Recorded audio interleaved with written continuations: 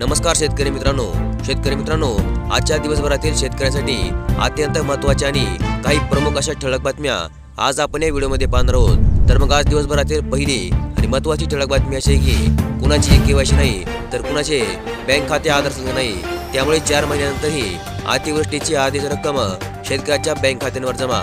शेतकऱ्यांना यंदाच्या खरीप हंगामात अनेकदा आसमानी संकटाचा सामना करावा लागला, मात्र तरीही अजून पीक विमा मंजूर झाला नाही। अतिवृष्टीमध्ये शासनाने 14 कोटी रुपयांची भरपाई मंजूर केली, मात्र आतापर्यंत 7 कोटीच खात्यावर जमा झाली। येथेही शेतकऱ्यांना बँक व्यवहाराचे तेवढे ज्ञान नसल्याचा फटका या ठिकाणी शेतकऱ्यांना बसला आहे। यानंतरची दुसरी महत्त्वाची ठळक बातमी अशी आहे की 332 कोटी रुपयांच्या नुकसान भरपाईचे शेतकऱ्यांना वितरण सुरू। 2022 सालच्या खरीप हंगामात झालेल्या पीक नुकसानीपोटी विमा कंपनीने योजनेमधील निकषांचा चुकीचा अर्थ लावत निम्मीच नुकसान भरपाई दिली होती। जिल्हा ते राज्यस्तरीय तक्रार निवारण समितीने शेतकऱ्यांच्या बाजूने निर्णय दिल्यानंतरही विमा कंपनीने उर्वरित 294 कोटी रुपये वितरित करीत नव्हती।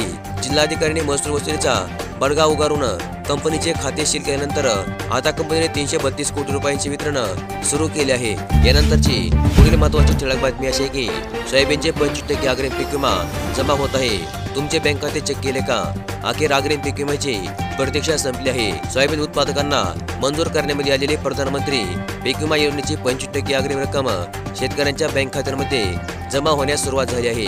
त्यामुळे अनेक दिवसापासून प्रतीक्षा असलेली अग्रिमची रक्कम मिळालेली शेतकऱ्यांना काही प्रमाणामध्ये या ठिकाणी दिलासा मिळाला आहे। याबरोबरच यापुढील सर्वात महत्त्वाची अपडेट अशी आहे की तुरीच्या दरामध्ये सध्या घसरण सुरू आहे।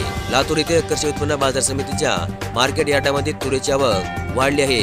शुक्रवारी 8061 क्विंटल तुरीची आवक झाली होती, मात्र दरामध्ये घसरण झालेले शेतकऱ्यांमध्ये नाराजगीचे वातावरण तयार झाले आहे। याबरोबरच शेवटची आणि सर्वात महत्त्वाची अपडेट ही अशी आहे की राज्यामधील या 4 लाख शेतकऱ्यांना मिळणार नाही सन्मान निधी योजनेचा हप्ता।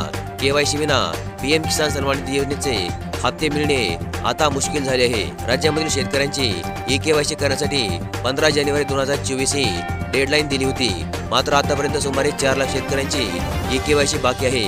त्यामुळे प्रधानमंत्री किसान सन्मान निधी योजनेचा लाभ घेण्यात आता मोठ्या अडचणी निर्माण झाल्या आहेत। तर मग शेतकरी मित्रांनो, अशा काही आजच्या दिवसभरातील प्रमुख ठळक बातम्या होत्या आणि अशाच प्रकारच्या दररोजच्या ठळक बातम्यांसाठी आपल्या चॅनलला सबस्क्राईब करून ठेवा। व्हिडिओ देखील लाईक करा। धन्यवाद।